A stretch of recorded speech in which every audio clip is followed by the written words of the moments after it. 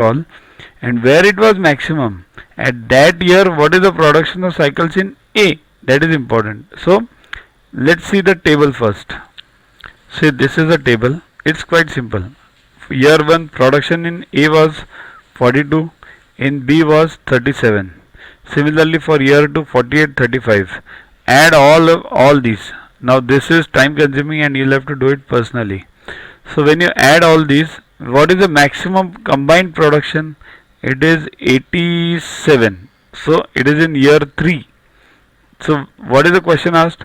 When the combined production was maximum, at that time what was the production in A? So that was 47. So answer is 47. Answer is not 87. This is not asked.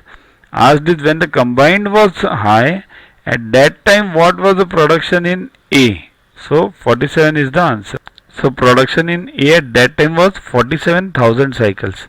See here, I can twist these questions anyhow.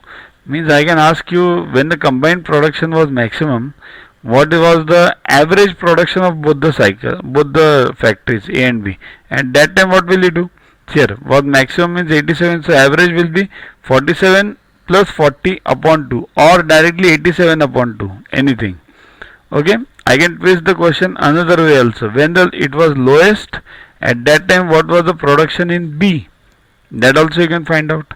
So only the important part is do the table and then you can find out whatever is required. Okay. Next,